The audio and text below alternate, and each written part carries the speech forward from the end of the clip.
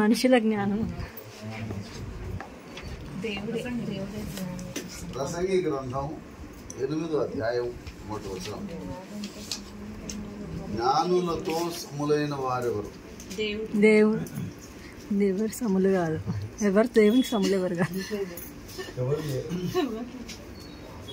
జ్ఞానులతో సములైన వారు ఎవరు లేరు.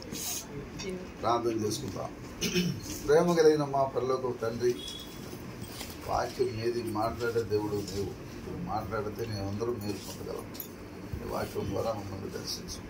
మాకు కావలసినటువంటి వర్తమానం దయచి పరిణామంలో కృపలో జ్ఞాపకం చేసుకుంటాం.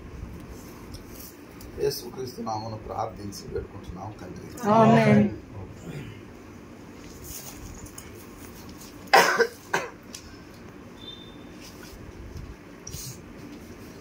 మొదటి కొరింథీ పత్రిక 3వ అధ్యాయం 24వ వచనం.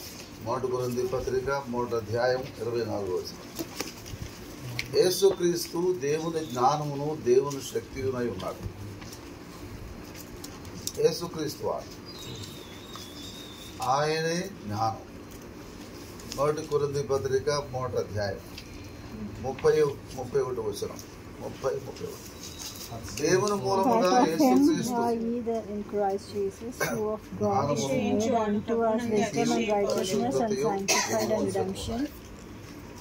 యేసుక్రీస్తు మనకు జ్ఞానమును నీతియు పరిశుద్ధతయు విమోచనమునాయ. యేసుక్రీస్తు వారు దేవుని శక్తి, దేవుని జ్ఞానమునై ఉన్నారు. జ్ఞానులతో సములైన వారెవరు? జ్ఞానాధారము నేనే అన్నాడు ప్రభు. జ్ఞానాధారము నేనే.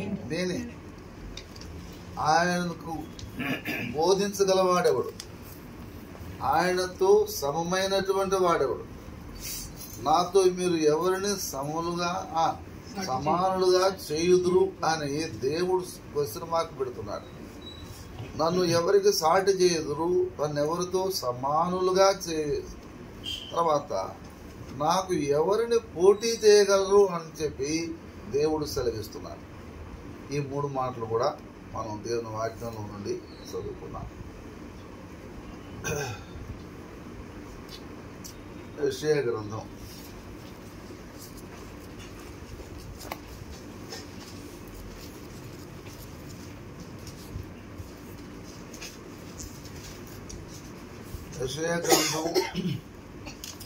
40వ అధ్యాయం 18వ వచనం చదవండి. To whom then will ye like? ఎవనితో దేవుని పోల్చుదురు? 26వ వచనం.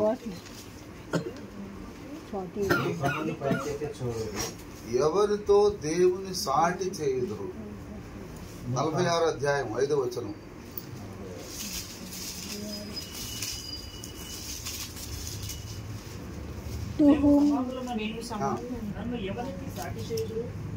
మేము సమానులమని ఎవరితో నాకు సాటి చేయుదురు?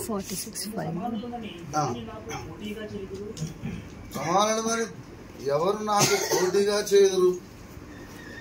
కాబట్టి దేవునితో సమానమైన వాడు లేడు, దేవునితో పోటీ చేయగలిగిన వాడు ఎవడు లేడు, దేవుని పోలిన వాడు కూడా ఎవరు లేరు.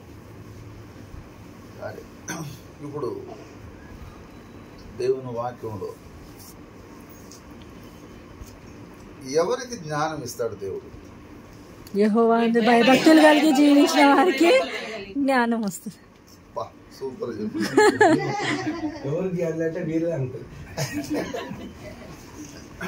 ప్రసంగి గ్రంథం 2వ అధ్యాయం 26వ వచనం చదవండి. ప్రసంగి గ్రంథం 2వ అధ్యాయం 26వ వచనం.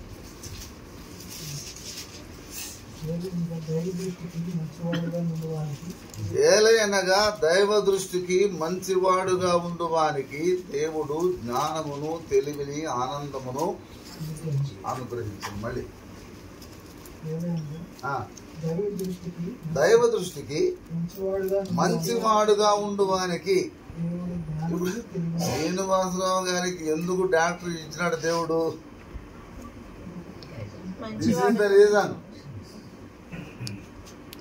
దేవుని దృష్టికి మంచివాడుగా ఉండువానికి దేవుడు జ్ఞానమును, తెలివిని, ఆనందమును అనుగ్రహించను. సొలొమోను దేవుని వాక్యములో ఎంతసేపు మనం వాక్యం చెప్పుకోవచ్చు? Half an hour, 40 minutes. 30 ఈ సమయంలో 10 రకాల జ్ఞానం గురించి చదువుకుందాం. నెంబర్ 1, ఆదికాండం 41వ అధ్యాయం 32, 41 వచనం.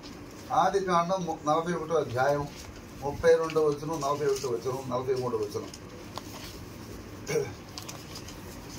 యోసేపుకు దేవుడు జ్ఞానమును, వివేకమును, ఇంకేమను గ్రహించాడు? నీ వంటి దైవాత్మ కలిగిన వాడు ఎక్కడ ఉన్నాడు దేశంలో? నీ వంటి దైవాత్మ కలిగిన వాడు. తర్వాత ఐగుప్తు దేశంలో ఉన్నటువంటి జ్ఞానుల్లో, వివేకము గల వారిలో యోసేపు వంటి వాడు లేడు. యోసేపుకు దేవుడు 3 ప్రత్యేకమైనటువంటి లక్షణాలు ఇచ్చాడు. ఏమిటి? మొట్టమొదటిది, దేవుని ఆత్మనిచ్చాడు. ఇతను వలె దేవుని ఆత్మగల మనుషుని మనం కనుగొనగలమా? తర్వాత యోసేపు దగ్గరకు రాజు వచ్చి చెరసాలలో ఉన్నటువంటి యోసేపు దగ్గర పిలిపించి మాట్లాడుతున్నాడు. ఈ రకమైన కళ వచ్చింది నాకు, ఈ కళ భావం ఎవరు చెప్తారు, ఈ కళ సంగతి ఏమిటి అని యోసేపుని అడిగినప్పుడు యోసేపు చెబుతున్నాడు పరిష్కారం. ఏమని పరిష్కారం చెబుతున్నాడు? రాజా, నువ్వు చేయవలసిన మంచి పని ఏంటంటే నీ దేశంలో ఉన్నటువంటి వాళ్ళను ఎవరినంటే వాళ్ళని పెట్టుకోవద్దు. ఎవరిని పెట్టుకోవాలా? 41వ అధ్యాయం 41వ అధ్యాయం 33వ వచనం. కాబట్టి ఫరో వివేకం, జ్ఞానములు కలిగిన ఒక మనుషుని చూసుకొని ఐగుప్తు దేశం అంతటి మీద అంత నియమించు. 39వ వచనం. నీ వలె వివేక జ్ఞానములు గలవారెవరు లేరు. చాలు. నీ వంటి జ్ఞాన వివేకము గలవారు ఎవరు లేరు. ఐగుప్తు దేశం అంతట్లో లేరా? ఇప్పుడు అపాయింట్మెంట్ ఆర్డర్ వచ్చింది. ఎక్కడికి వచ్చింది అంటే చెరసాల్లోకి వచ్చింది. ఏం అపాయింట్మెంట్ ఆర్డర్? ప్రైమ్ మినిస్టర్, దేశాన్ని పరిపాలించేటువంటి నాయకుడు, జ్ఞాన వివేకములు కలిగిన వాడు. జ్ఞాన వివేకములు గలవాడు, దైవాత్మ కలిగిన వాడు. ఈ 3 ఒక మనిషిలో ఉండటం అనేటువంటిది సామాన్యమైన విషయం కాదు. అయితే ఎలా వచ్చినాయి 3? దేవుని దృష్టికి మంచివాడుగా ఉండడానికి దేవుడు తెలివిని, జ్ఞానమును, ఆనందమును అనుగ్రహించాడు. తర్వాత యోహాను సువార్త 3వ అధ్యాయం 27వ వచనం. యోహాను సువార్త 3:27. పరలోకము నుండి అనుగ్రహింపబడితేనే గాని ఎవడును ఏమీ పొందనేరడు. పరలోకము నుండి మీరు తీసి చదవాలంటే I have to wait for you. కాబట్టి మీకు చదివే పని లేకుండానే చెప్పేస్తాను. ఎందుకంటే మీరు చదివినంతసేపు ఐ హావ్ టు వెయిట్ కదా. అందుకని అంత మనకు టైం లేదు. కాబట్టి యోహాను సువార్త 3:27 ఏం రాయబడిందంటే, పరలోకము నుండి తనకు అనుగ్రహింపబడితేనే గాని ఎవడును ఏమీ పొందనేరడు. తర్వాత ఏమి శ్రీనివాస్ గారికి ఇవ్వాలన్న పిహెచ్డి 5వ ర్యాంక్ ఇవ్వాలన్నా 40వ ర్యాంక్ ఇచ్చి 2వ కౌన్సిలింగ్లోనే మళ్ళీ ఆంధ్ర యూనివర్సిటీలోనే రావాలన్న సీటు. ఇది ఎలా సాధ్యమవుతుంది అనేటువంటి దానికి దేవుని వాక్యంలో మనం కొన్ని వచనాలు చూద్దాం. ఇర్మియా గ్రంథం 27వ అధ్యాయం 5వ వచనం. ఇర్మియా 27:5. ఎవరికి ఇచ్చుడు న్యాయమని నాకు తోచును వానికే నేను ఇచ్చుచున్నాను. 27:5. ఎవరికి ఇచ్చుట న్యాయమని నాకు తోచును వానికే ఇచ్చుచున్నాను. ఇప్పుడు దేవునికి న్యాయం అనిపించింది. ఏది? ఐదో ర్యాంక్ రావడం. కాబట్టి ఎవనికిచ్చుట న్యాయమని నాకు తోచును వానికి నేను ఇచ్చుచున్నాను. ఎవనికిచ్చుడు న్యాయమని నాకు తోచును. తర్వాత మన దేవుడు ఎలాంటి క్రియలు చేయగలవాడు? యోబు గ్రంథం 42 అధ్యాయం 2వ వచనం. యోబు 42:2. నీవు సమస్త క్రియలను చేయగలవు. చాలు, మీరు తీసిన చాలు. నీవు సమస్త క్రియలను చేయగలవు. మన దేవుడు సమస్త క్రియలను చేయగలవు. తర్వాత అపోస్తలుల కార్యం 17 అధ్యాయం 25 వచనం. 17-25. ఆయన సమస్తమును దయచేయువాడు. సమస్త క్రియలు చేయగలవాడు, సమస్తమును దయచేయువాడు. ఇర్మియా గ్రంథం 10 అధ్యాయం 16 వచనం. ఇర్మియా 10:16. ఆయన సమస్తమును నిర్మించువాడు. సమస్తమును నిర్మించువాడు. తర్వాత మార్క్సు వార్త 7 అధ్యాయం 37 వచనం. మార్క్ 7:37. ఈయన సమస్తమును బావుగా చేసి ఉన్నాడు. సమస్తమును బావుగా చేసేవాడు. సమస్తము దయచేసేవాడు, సమస్తాన్ని నిర్మించేవాడు, సమస్తాన్ని బాగు చేసేవాడు. తర్వాత హెబ్రీ పత్రిక 1 అధ్యాయం 3వ వచనం 4వ వచనం. హెబ్రీ 1:3-4. సమస్తమును నిర్వహించువాడు. సమస్తమును నిర్వహించువాడు. తర్వాత 1 దినవృత్తాంతముల గ్రంథం 29వ అధ్యాయం 12వ వచనం 14వ వచనం. 1 వృత్తాంతములు 29:14. సమస్తమును నీ వలనే కలిగిన కదా. సమస్తమును కలుగజేసేవాడు. సమస్తమును కలుగజేసేవాడు. తర్వాత రోమాపత్రిక 8వ అధ్యాయం 28వ వచనం. దేవుని ప్రేమించు వారి కనుక సంకల్పంతో పిలువబడిన వారికి మేలు కలుగుటకై సమస్తమును సమకూడి జరిగించువాడు. సమస్తమును సమకూడి జరిగించువాడు. తర్వాత రోమాపత్రిక 8వ అధ్యాయం 32వ వచనం. రోమ 8:32. తన సొంత కుమారుని అనుగ్రహించు విధేయక మనందరి కొరకు ఆయన అప్పగించిన వాడు. ఆయనతో పాటు సమస్తమును మనకెందుకు అనుగ్రహింపడు. సమస్తమును అనుగ్రహించేవాడు. సమస్తమును అనుగ్రహించేవాడు. తర్వాత ఇంకేమైనా ఉన్నాయా? సమస్తమును అనుగ్రహించేవాడు. సమస్తమును దేవునికి సమస్తము సాధ్యమే. దేవునికి సమస్తము సాధ్యమే. మార్క్సు వార్త 10వ అధ్యాయం. మార్క్సు వార్త 10వ అధ్యాయం ఎన్నో వచనం? 26వ వచనం 16వ వచనం. దేవునికి సమస్తము సాధ్యమే. దేవునికి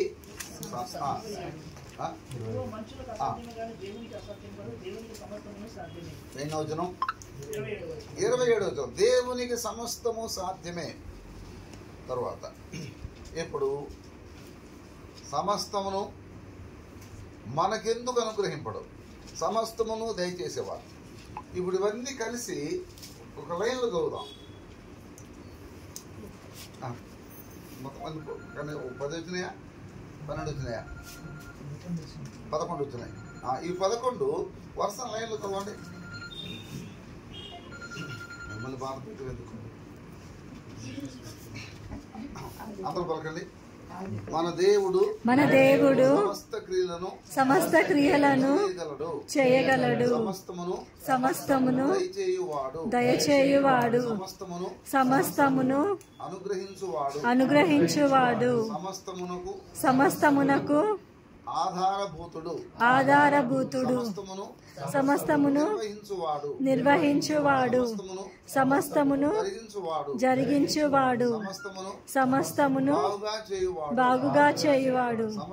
సమస్తమును మేలు కొరకై సమకూర్చువాడు. సమస్తమును అనుగ్రహించువాడు. సమస్తము సాధ్యమైనవాడు. సమస్తము కలుగజేయువాడు దేవుడు. అందుకనే యెహోవాను దేవుడుగా గల జనులు ధన్యులు. మన దేవుడిని కలిగి ఉంటే అన్ని రకాల ధన్యతలు ఇవన్నీ దేవుడు మనకు కలుగజేస్తాడు. సరే, ఇప్పుడు యోసేపు దగ్గర ఉంచాం. 10 మంది జ్ఞానంలో ఒక జ్ఞానుడి గురించి చదివాం. ఇప్పుడు రెండో జ్ఞానుడి గురించి చదువుదాం. మోషేని గురించి దేవుని వాక్యంలో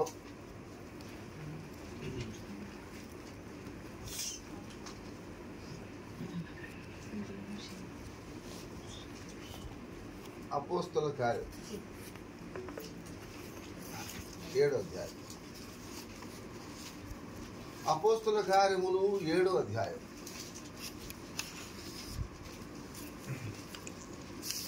అతడు సమస్త విద్యల యందు ఆరితేరినవాడు. ఆ మాటలు వాస్తవాన్ని మోషే ఐగుప్తీయుల సకల విద్యలను అభ్యసించి మాటల యందును కార్యముల యందును ప్రవీణుడై ఉండేది. ఎన్ని వచ్చిన ఒక 22. ఇప్పుడు మోషే సకల విద్యల యందు ప్రవీణుడు. ఐగుప్తు యొక్క సకల విద్యలను నేర్చుకున్నవాడు. సకల విద్యల యందు దేవునికి కావలసిన వాళ్ళు ప్రవీణులు కావాలి, మామూలు కాదు కావాల్సింది. ఎవరికి? దేవునికి. అందుకని ఆయన యొక్క ప్రావీణ్యాన్ని చూసి దేవుడు ఏర్పరచుకున్నాడు. అవునా? ఆ ప్రావీణ్యం అంతటినీ అరణ్యంలో వదిలిపెట్టేశాడు. కాదు, ఈ ప్రావీణ్యుడు పోయి గొర్రెలు కాసుకునేవాడైనాడు. గొర్రెలు కాసుకునేవాడిని ఎవరైనా నాయకుడు చేస్తాడా?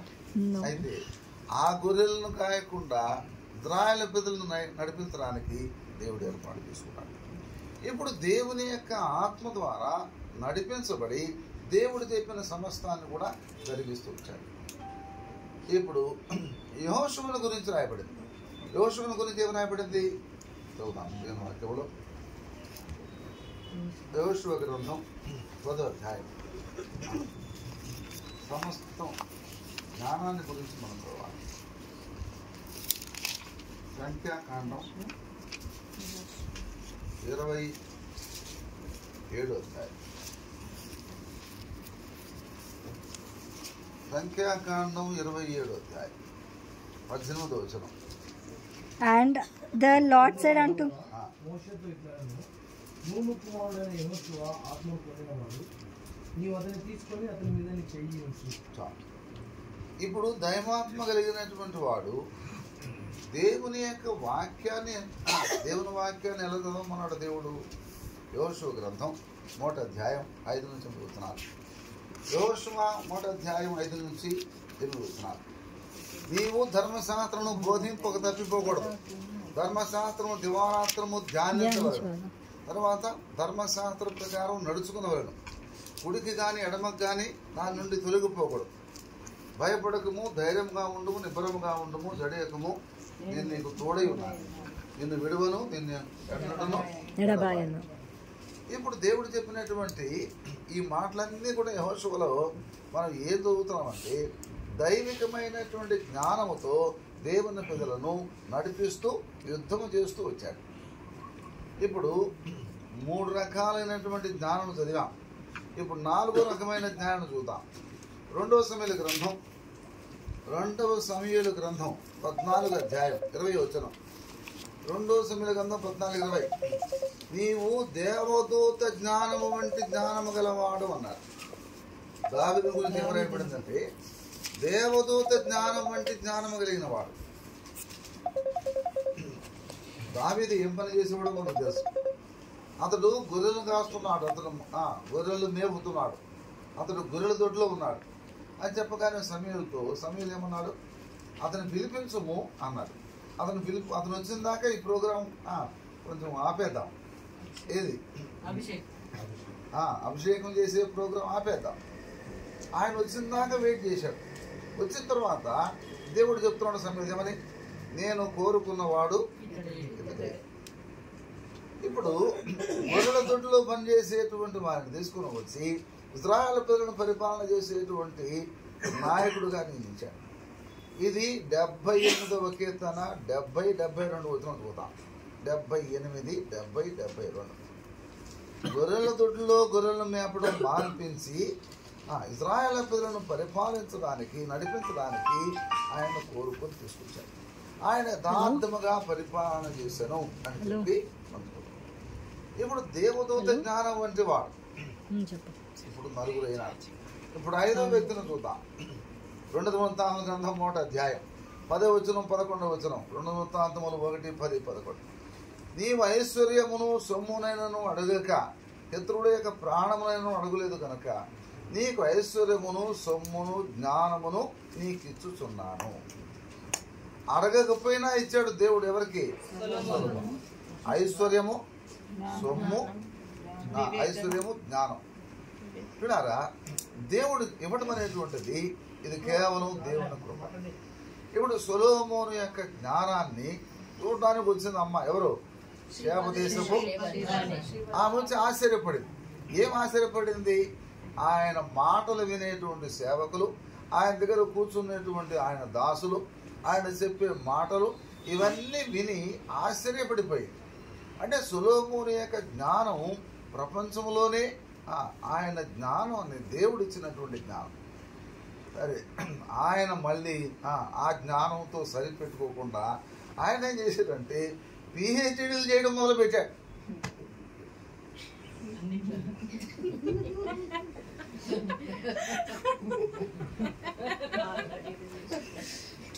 దేనిలో పిహెచ్డీ చేసేదంటే ఆర్కిటెక్ట్, తర్వాత బాటనీ, తర్వాత జుయాలజీ, వీటన్నిటిలో కూడా ఆయన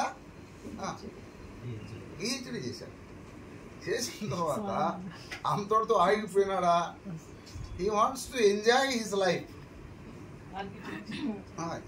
ఇవన్నీ అయిపోయిన తర్వాత సుఖాన్ని అనుభవించాలని చెప్పి ఆశపడ్డాడు.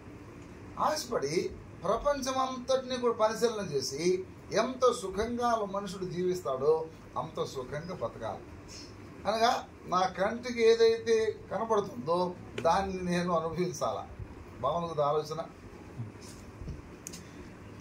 నేను కలిగింది నాకు, నేను ఆశించింది నా దగ్గరికి రావాలి, నేను ఆశించింది అనుభవించాలి. అందుకని ఏం చేశాను, నేను 1000 మంది ఆడవాళ్ళను తీసుకొచ్చుకున్నాను. నేను అట్టి పిటి ఎంత విచారకర సంగతి చూడండి. ఒక భార్యతో వస్తున్నారు జనం. అట్లాంటిది ఈ మనుషుడు ఎంతమంది? 1000 మందితో. ఇప్పుడు ఏమైపోయింది చూశాడు. ఏది? సూర్యుని కింద, ఆకాశం క్రింద తన కనుదృష్టి, తన బైనాక్యులర్స్ ఎంత దూరం ప్రయాణం చేసినాయంటే సూర్యుడు ఎంత దూరం సూర్యుడు ప్రయాణం చేస్తాడో అంత దూరం వరకు చూశాడు. తర్వాత ఆకాశం ఎంత కనబడుతుందో అంత దూరం చూశాడు ఆయన. అంటే ప్రపంచంలో తను మించినటువంటి వాడు ఐశ్వర్యంలో కానీ, జ్ఞానంలో కానీ, వివేకంలో కానీ, సంపాదనలో కానీ, సంతోషంలో కానీ నా అంతటి వాడు లేడనేటువంటి దానిలో దీని కొరకు ఎంత ప్రయాసపడ్డాడు? అంత ప్రయాసపడి ఏమన్నాడు? సూర్యుని కింద నేను పడిన ప్రయాసం అంతయో వ్యర్థమే. వ్యర్థమంటే ఇంకేమన్నాడంటే గాలిని పట్టుకున్నట్లుగా నేను పట్టుకున్నాను అన్నాడు. గాలి ఎంతవరకు పట్టుకోగలం? వస్తువులు అయితే గాలిని నింపగలం కానీ చేతులు పట్టుకోలేము గాలి. ఇది ప్రయాస, నేను పడిన ప్రయాసం అంతా వ్యర్థం అన్నాడు. దేవుడు ఏమన్నాడంటే, సాల్మాన్, నువ్వు కింద చూసినావు, సూర్యుని కింద చూసినావు, ఆకాశం కింద చూసినావు. ఇప్పుడు నీ బైనాక్యులర్స్ డైరెక్షన్ మార్చు. ఎక్కడికి మార్చాలా? ఆకాశం కంటే పైన చూడు. ఆకాశం కంటే పైన ఉన్నారు. ఐఎమ్ హియర్, నేనున్నాను. నువ్వు నా దగ్గరికి రావాలి. నా దగ్గర ఏముంది? తీర్పు ఉన్నది. నువ్వు చేసే ప్రతి పాపానికి, ప్రతి చెడుకు, ప్రతి క్రియకు నేను తీర్పు చేస్తాను. అది రాయి పుస్తకంలో అన్నాడు.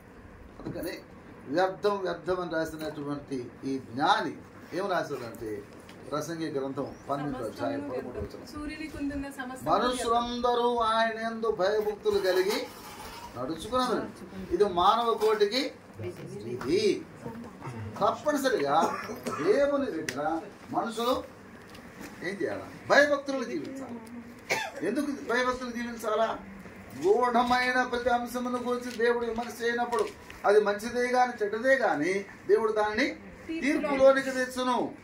కనుక తీర్పు ఉన్నదనే సంగతిని జ్ఞాపకం చేయడానికి ఆకాశం పైన చూడమన్నాడు దేవుడు. ఇప్పుడు ఎంతమంది జ్ఞానాలు అయిపోయినారు? 5. ఇప్పుడు 6వ జ్ఞానం గురించి మనం చదువుదాం. చూడండి దేవుని వాక్యంలో నిర్గమకాండం 31వ అధ్యాయం 3 వచనాలు, 35వ అధ్యాయం 30 వచనం, 33వ వచనం. బెసలేలు అనేటువంటి ఒక ప్రత్యేకమైనటువంటి వ్యక్తికి దేవుడు జ్ఞానం ఇచ్చాడు. ఎందుకు ఇచ్చాడు జ్ఞానం? దేవుని మందిరం యొక్క పని జరిగించడానికి, ప్రత్యక్ష గుడారములో దేవుని యొక్క పని జరిగించడానికి దేవుడు ప్రత్యేకమైనటువంటి జ్ఞానముతో నింపాడు. ఆ జ్ఞానముతో దేవుని యొక్క మందిరంలో ఉన్నటువంటి ప్రతి పనిని కూడా ఎంతో నక్షీ పనిగా, ఇత్తడి పని కానీ, వెండి పని కానీ, బంగారం పని కానీ దేవుడు తనకు చూపించినటువంటి జ్ఞానం చొప్పున ఆయన పని చేస్తూ వచ్చాడు. నిర్గమాకాండం ఏం చదవదు ఇప్పుడు 31వ అధ్యాయం 3 వచనాలు, తర్వాత 35వ అధ్యాయం 30 వచనం, 33 వచనం. ఈ మనుషుడికి దేవుడు జ్ఞానం ఇచ్చాడు. దేవుడిచ్చిన జ్ఞానంతో దేవుని పని జరిగించాడు. ఈ జ్ఞానానికి తన సొంత జ్ఞానం ఏది కలపలేదు. అంటే దేవుడు ఏ విధంగా ఆజ్ఞాపించి పని జరిగించమని సెలవిచ్చాడో ఆ ప్రకారం జరిగించాడు. ఇప్పుడు దేవుడు చెప్పినట్లుగా పని జరిగింది, దేవుడు చెప్పిన ఆజ్ఞాపించిన ప్రకారం దేవుని మందిరం పని జరిగిందనే దానికి వాట్ ఈస్ ద ప్రూఫ్? నిర్గమాకాండం 40వ అధ్యాయం 34 వచనం, 35 వచనం. దేవుని మహిమ గుడారం మీదికి దిగి వచ్చెను. This is the acid test. బంధనం పనంతయు కూడా దేవుని చిత్త ప్రకారము, దేవుని ఆజ్ఞ ప్రకారం జరిగించబడింది అన్న దానికి దేవుడు పరీక్ష. ఇప్పుడు దేవుని మహిమ దిగి వచ్చింది. ఆ రీతిగానే దేవుని మందిరం, దేవుని పని జరిగించడానికి దేవుడు జ్ఞానం, దేవుడు పరలోక సంబంధమైనటువంటి జ్ఞానం ఇచ్చి వాడుకుంటూ వస్తున్నాడు. భక్సింగ్ గారికి ఉన్నటువంటి జ్ఞానం మామూలు జ్ఞానం కాదు. ఈ finish double MA, double engineering, double BTech, 2 ఏళ్ళు పూజ చేశారు. ఒక ఇంజనీరింగ్ చేయడానికి వస్తున్నారు. అట్లాంటిది మెకానికల్ ఇంజనీరింగ్, అగ్రికల్చర్. ఆ రోజుల్లో ఇండియాలో 6, ఇండియా అంతట్లో 2 చేసిన వాళ్ళు. అట్లాంటిది దేవుడు ఆ మనిషికి అటువంటి అవకాశం ఇచ్చాడు. అయితే అటువంటి ఉద్యోగం, అటువంటి చదువు చదివిన వ్యక్తిని దేని కూడా ఉపయోగించుకున్నాడు? దేవుని సంఘం, ఆయన ఇల్లు, ఆయన మందిరం, ఆయన పని కొరకు. అక్కడ ఏం పని చేస్తూ వచ్చాడు? ఉల్లిపాయలు కరిగి హోటల్లో కుక్. ఎవరు చేస్తారు హోటల్లో పని? రాజధాని చెప్పి చేస్తారా? అయితే దేవుడు అటువంటి రీతిగా ట్రైనింగ్ నేర్పి వచ్చాడు. ఎబ్రోను సాంబార్ అంటే world famous, not Hyderabad famous. ఇక్కడ వరల్డ్ ఫేమస్, వరల్డ్ ఫేమసే. ఎక్కడ వచ్చినా ఎలాగా? మద్రాసు నుంచి వంట మనుషుల్ని పిలిపించి వాళ్ళకు డైరెక్షన్ ఇచ్చేవాడు భక్సింగ్ గారు.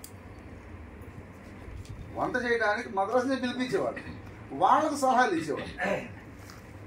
కాబట్టి దేవుడు తన పని కొరకై దైవజనుల్ని పరలోక జ్ఞానముతో నింపి వాడుకుంటూ వచ్చాడు. సరే, ఇప్పుడు ఎంతమందిని చూసాం మనం? 6. ఇప్పుడు 7వ మనిషిని చూద్దాం. చూడండి, దానియేలు గ్రంథం 3వ అధ్యాయం 17వ వచనం చదవండి. శ్రేష్టమైనటువంటి బుద్ధియు జ్ఞానమును అనుగ్రహించెను. దానియేలుకు దేవుడు ఎటువంటి జ్ఞానం బుద్ధి అనుగ్రహించాడో, శ్రేష్టమైన బుద్ధి, శ్రేష్టమైన జ్ఞానం. 5 తర్వాత బబులోను దేశంలో ఉన్నటువంటి జ్ఞానులందరికంటే మించినటువంటి జ్ఞానం ఇచ్చాడు దేవుడు. 5వ అధ్యాయం 11వ వచనం, 6వ అధ్యాయం 3వ వచనం. శ్రేష్టమైన బుద్ధి, శ్రేష్టమైన జ్ఞానం దేవుడు దానియేలుకు అనుగ్రహించాడు. ఎందుకు దానియేలుకు దేవుడు అనుగ్రహించాడంటే, మనం చదువుకున్న మొట్టమొదటి వచనం ఏమని? దేవుని దృష్టికి మంచివాడుగా ఉండు వానికి దేవుడు తెలివిని, జ్ఞానమును, ఆనందమును అనుగ్రహించాడు. ఇప్పుడు దానియేలులో ఉన్న ప్రత్యేకత ఏమిటంటే, దేవుని దృష్టికి మంచిగా జీవించాడు. ఆ రీతిగానే దేవుడు పక్షపాతి కాదు. పక్షపాతి కాడు దేవుడు. ఆనాడు దానియేలుకి ఇచ్చినటువంటి జ్ఞానం ఈనాడు మనకు కూడా ఇస్తాడు. అయితే మనలో ప్రభు కోరేది ఏంటంటే, దేవుని దృష్టికి మనం మంచిగా జీవించాలి. అదే ఇప్పుడు ఈ జ్ఞానిని చంపడానికి శాసనం వచ్చింది. ఎవరిని? దానియేలుని. శద్రక మేషక అబేద్నెగోను వారిని చంపడానికి శాసనం తయారు చేసినాడు. రాజు కళ వచ్చినప్పుడే కళ చెప్పేటువంటి వాడు లేడు. అందుకని జ్ఞానులను చంపడానికి ఆజ్ఞాపించాడు. దానియేలును మిగతా 3 కూడా చంపడానికి ఆజ్ఞ జారీ చేయబడిన తర్వాత ఇప్పుడు ప్రార్థన చేశాడు దానియేలు, అయ్యా ఇట్లా మా మీదకి చంపడానికి శాసనం వచ్చింది, మేము చంపబడాలా? అయితే రాజుకు వచ్చినటువంటి కళ భావం చెప్పడానికి మాకు సహాయం చేయమని ప్రార్థన చేశారు. నలుగురు ప్రార్థన చేస్తే ఏం చేశాడు? దేవుడు జ్ఞానం ఇచ్చాడు. ఏ జ్ఞానం ఇచ్చాడు? ఆ రాజుకు వచ్చిన కళ యొక్క భావం చెప్పడానికి దేవుడు జ్ఞానం ఇచ్చాడు. ఈ కళ భావం ఎవరు చెప్పగలరు? దేవుడు ఒక్కడే చెప్పగలడు. ఇంకెవరు? ఇది దేవతల ద్వారా వచ్చేటువంటి జ్ఞానం ఇది. కనుక దేవుడు దానియేలుకు అటువంటి జ్ఞానం ఇచ్చాడు. ఎందుకోసం ఇచ్చాడు? చరిత్ర కోసం, తన యొక్క రాజ్యం, తన పరిపాలన, తన సింహాసనం, తన ఆధిపత్యం కొనసాగటానికి ఈ నలుగురికి జ్ఞానం ఇచ్చాడు. బబులోను దేశం అంతట్లో కల్లా వీళ్ళను మించిన జ్ఞానులు. అందుకని మొట్టమొదటి మనం చదివాం ఏమని? జ్ఞానులతో సములెవరు, జ్ఞానులతో సములెవరు. ఇప్పుడు ఎంతమంది ఉన్నారు? ఇప్పుడు 8వ మనిషిని చూద్దాం. అపోస్తుల కార్యం 6వ అధ్యాయం. అపోస్తుల కార్యములు 6వ అధ్యాయం 5వ వచనం 7వ వచనం. వీరు 3, 5, 8 ఇవేది ఇక్కడ సంఘంలో పరిచారకులు నియమించబడి, పరిచారకులు నియమించిన తర్వాత వాళ్ళలో 6గురు. ఈ 6గురిలో స్టెఫను ఇక్కడ మనకు నోటెడ్ పర్సన్గా మనకు చెప్పబడుతున్నాడు. ఈ మనిషికి దేవుడు ఏమిచ్చాడు? జ్ఞానం ఇచ్చాడు, దేవుని ఆత్మనిచ్చాడు, దేవుని శక్తినిచ్చాడు, పరిశుద్ధాత్మతో నింపాడు, తర్వాత దేవుని కృపనిచ్చాడు. ఇన్ని రకాలైనటువంటి వాటితో స్టెఫను మిగతా పెద్దలు పరిచారకులు నియమించబడ్డారు. ఇటువంటి పరిచారకులు సంఘానికి కావాలి ఈనాడు. ఇటువంటి పరిచారకులు దేవుని కృపతో, దేవుని జ్ఞానముతో, దేవుని ఆత్మతో, దేవుని శక్తితో, దేవుని బలముతో నింపబడినటువంటి పరిచారకులు కావాలి. అంతేగాని 90 కేజీస్ బరువు,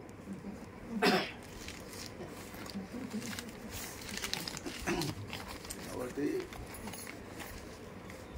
ఇటువంటి జ్ఞానం ఏమిటి? స్టెఫనుకి దేవుడు ఇచ్చిన జ్ఞానం పాత నిబంధన దగ్గర నుండి క్రొత్త నిబంధన యేసు ప్రభు యొక్క మరణం వరకు complete whole history was told.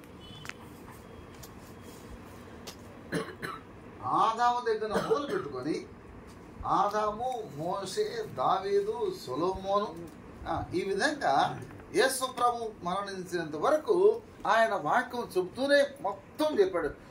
అపోస్తుల కార్యం 7వ అధ్యాయం. ఇంత జ్ఞానం ఎక్కడది? దేవుని వాక్యంతో నింపబడినటువంటి వాడు దేవుడు ఇచ్చాడు జ్ఞానం. దేవుడిని అడిగాడు జ్ఞానం. అందుకని జ్ఞానముకై నీవు మొరపెట్టినట్లా, జ్ఞానముకై అభ్యసించినట్లా, వివేచనకై నువ్వు మొరపెట్టినట్లా. అందుకని సామెతల గ్రంథం 2వ అధ్యాయం 4వ వచనం, సామెతల గ్రంథం 2వ అధ్యాయం 3వ వచనం, 4వ వచనం, 5వ వచనం, సామెతల గ్రంథం 4వ అధ్యాయం 7వ వచనం. జ్ఞానముకై మొరపెట్టినట్లా, జ్ఞానముకై నువ్వు దేవుని అడిగినట్లా. అందుకని సామెతల గ్రంథం 3వ అధ్యాయం 14వ వచనం, 15వ వచనం. బంగారము కంటే పగడముల కంటే విలువైనటువంటిది జ్ఞానము. ఆ జ్ఞానమే యేసుప్రభు. యేసుప్రభును కలిగి ఉండడమే. అది ఇప్పుడు ఎంతమంది అయినారు? 8 అయిపోయినాయి. 8 మంది అయినారు. మత్తయి సువార్త 2వ అధ్యాయం 1-2 వచనాలు. ఆరాధించడానికి వచ్చినారు జ్ఞానులు. ఎక్కడి నుంచి వచ్చారు? తూర్పు దేశం నుంచి వచ్చారు. తూర్పు దేశానికి యేసుప్రభున్న స్థలానికి ఎంత దూరం? చాలా దూరం. ఇంటి పక్క నుండి ఆరాధనకు రావడానికి లేట్ అవుతుందో మనకి. ఎవరికి? ఏం శాంతి? శాంతి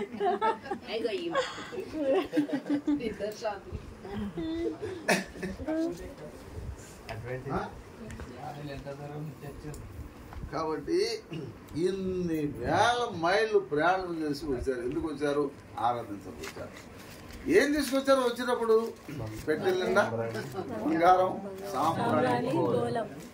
సరే, బంగారం తీసుకొచ్చిన పెట్టెలు ఏ రకమైన పెట్టెలు ఉంటాయి? చిన్న పెట్టెలు.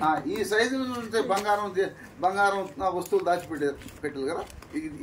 ఇక్కడి నుంచి మొదలు పెట్టాలి.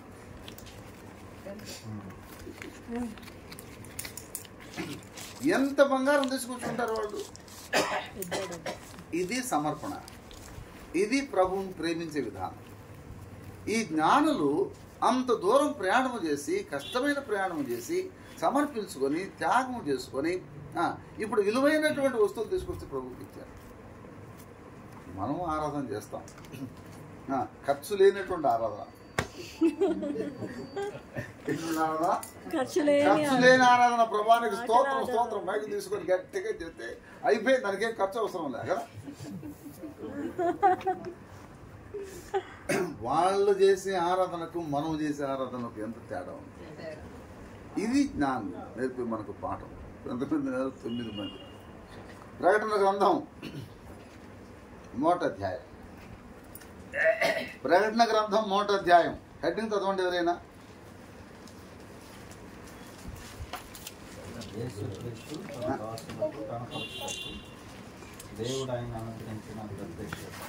హెడ్డింగ్ ప్రకటన గ్రంథం యొక్క heading. I will read my Bible. Please observe what is the difference before your Bible and my Bible.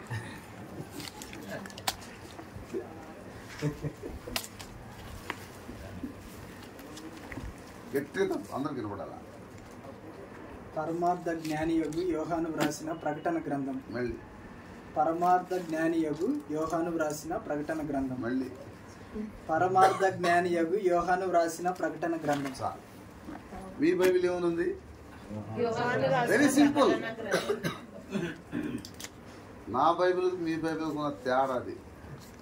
అందుకని మీరందరూ ఏం చేయాలంటే ఈ బైబిల్ని వాడాలా. ఎందుకంటే it is the true translation. అందుకని కీర్తన 18 మొదటి వచనం, 18వ కీర్తన 1వ వచనం. యెహోవా నా బలమా, నేను నిన్ను ప్రేమిస్తున్నాను. That is the your Bible. నా బైబిల్ ఏముందంటే యెహోవా నా బలమా, నేను నిన్ను ఎంతో ప్రేమిస్తున్నాను. కాబట్టి ఈయన పరమార్థ జ్ఞాని యొక్క యోహాను. మామూలు జ్ఞాని కాదు. ఏ జ్ఞాని? పరమార్థ జ్ఞాని. పరమార్థ జ్ఞాని అంటే చాలా మంది వేసే చీపెస్ట్ క్వశ్చన్ ఏంటంటే అసలు పరలోకం ఉందని ఎవరు చూసి ఇచ్చారు? ఎటువంటి క్వశ్చన్ ఇది? పరలోకం ఎవరు చూసిండ్రు? చీపెస్ట్ క్వశ్చన్ అంటే అతి చౌకబారు ప్రశ్న ఏంటంటే పరలోకం ఉందని ఎవరు చూసించారు? అందుకని ప్రకటన గ్రంథంలో ఉన్నటువంటి ఎక్కువ సార్లు ఉపయోగించబడ్డ దాదాపు మోర్ దాన్ 50 times నేను చూచితిని, నేను చూడగా నాకు చూపెను. అంటే ప్రకటన గ్రంథం యొక్క ప్రత్యేకత ఏంటంటే దేవుడు చూపించాడు, దేవుడు చూడమన్నాడు, చూసి రాసిన గ్రంథం. మిగతా గ్రంథాలకు ప్రకటన గ్రంథాలకు కొన్ని తేడా ఏంటంటే పరలోక ప్రత్యక్షత బయలుపరచబడినప్పుడు యోహానుకు చూపించాడు దేవుడు. తర్వాత యోహాను చూడమన్నాడు, యోహాను చూచి రాశాడు, నేను చూచితిని, నేను చూచితిని. అందుకని యోహాను గురించి ఏం రాయబడింది? పరమార్థ జ్ఞానిగా యోహాను రాసిన ప్రకటన గ్రంథం. పత్రికలు వేరు, సువార్తలు వేరు, ప్రకటన గ్రంథం రాసినట్టు విధానం వేరు. మేము చూసినంత మటుకు సాక్ష్యం ఇచ్చాం. అయితే ఇక్కడ బియాండ్ అవర్ సైట్ మనం ఇప్పుడు యేసు ప్రభు చూసినటువంటి సంగతులన్నీ శిష్యులు అపోస్తులు రాశారు. కానీ ప్రకటన గ్రంథం అనేటువంటిది ప్రత్యేకంగా రాయబడింది. అందుకని ప్రకటన గ్రంథాన్ని మనం బాగా చదవాలి, బాగా ధ్యానించాలి, బాగా ప్రకటన గ్రంథం నేర్చుకోవాలి. చాలు. ఇప్పుడు మొత్తం ఎంతమంది ధ్యానంలో అయిపోయినారు? చాలు. 9, 10 అయిపోయినాయి. సరే. జ్ఞానులతో సములైన వారు. నేను హెబ్రోన్లో వాక్యం చెబుతూ ఒక మాట చెప్పాను. అది ఎవరికి గుర్తుందో లేదో తెలియదు కానీ అబౌట్ పిహెచ్డి.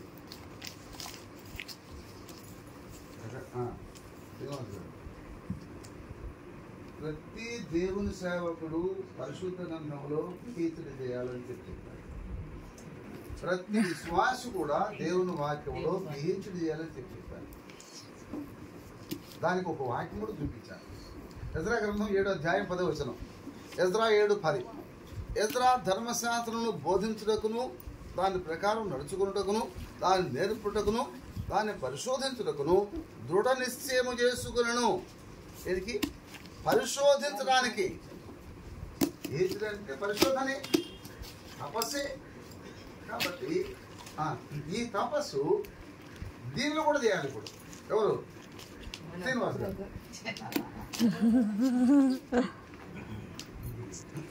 కాబట్టి ఎంత గొప్ప ఆధిక్యత దేవుడు మనకి ఇచ్చాడు. వాక్యం దేవుడు మనకి ఇచ్చాడు. జ్ఞానులతో సమయం. మనం 10 రకాలైనటువంటి జ్ఞానాలు చూసాం. యోసేపుతో సమానమైన వాడు లేడు, మోషేతో సమానమైన వాడు లేడు, యెహోషువతో సమానమైన వాడు లేడు, బెసలేల్తో సమానమైన వాడు లేడు, దావీదుతో సమానమైన వాడు లేడు, సొలొమోనుతో సమానమైన వాడు లేడు, యెహోషువతో సమానమైన వాడు లేడు, దానియేలుతో సమానమైన వాడు లేడు, షద్రక్ మేషక్ అబేద్నెగో అనే వాళ్ళతో సమానమైన వాళ్ళు లేరు. తర్వాత స్టెఫనుతో సమానమైన వాళ్ళు లేరు. తర్వాత యోహాన్తో సమానమైన వాళ్ళు లేరు. కాబట్టి ఎంత ఎక్కువగా దేవుని కలిగి ఉంటామో యెహోవాయందు భయభక్తులు కలిగి ఉండుట. ఇప్పుడు భయభక్తులు అనేటువంటివి ఏ రేంజ్ లో ఉండాలా, ఏ కోణంలో ఉండాలి భయభక్తులు? యెహెమ్యా గ్రంథం అయిపోయింది, ఇంకొక 2 నిమిషాలు ముగిస్తాను. యెహెమ్యా గ్రంథం 7వ అధ్యాయం 2వ వచనం. చూడండి, యెహెమ్యా 7:2. నా సహోదరుడైన అనన్యకును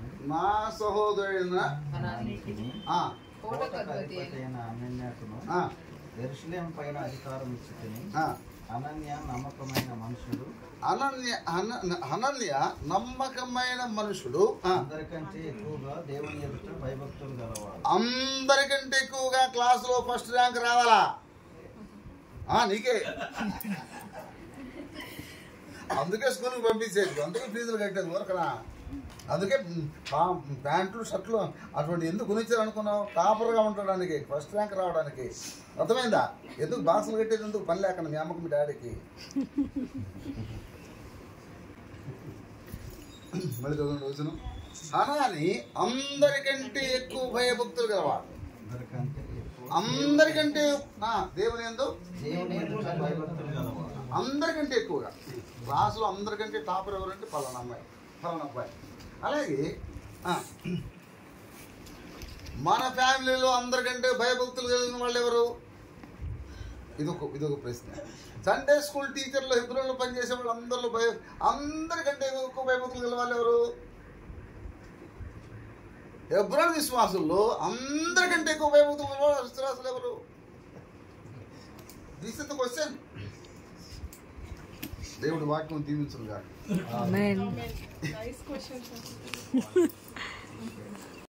Who has qualified himself for the award of Doctor of Philosophy degree by research for the thesis submitted by him.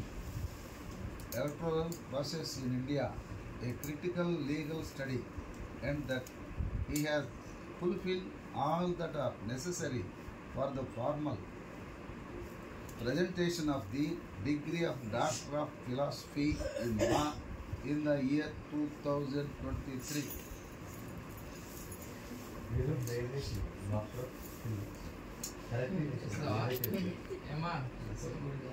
ప్రార్థన చేద్దాం.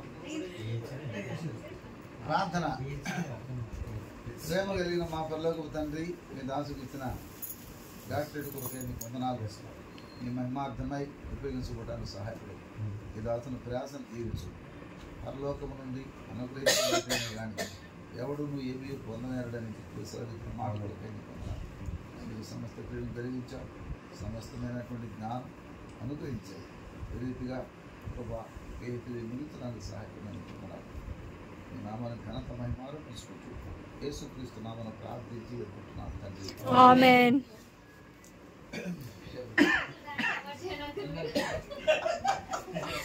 ఫోటో తీసుకోండి. జస్ట్గా రావాలా? సిస్టర్ కి పిహెచ్డి. ప్లీజ్ మీరు రండి. పక్కన నిలబడం. Behind every successful man is అదే. ఆంటీ ప్రార్థన అరుణాలు అక్క ఇప్పుడు ఆమె ఎంత సహకారము ఎంత వెనకుండి ఎంత సహకారం ఎంత అన్ని విషయాలు. Congratulations formally doctors.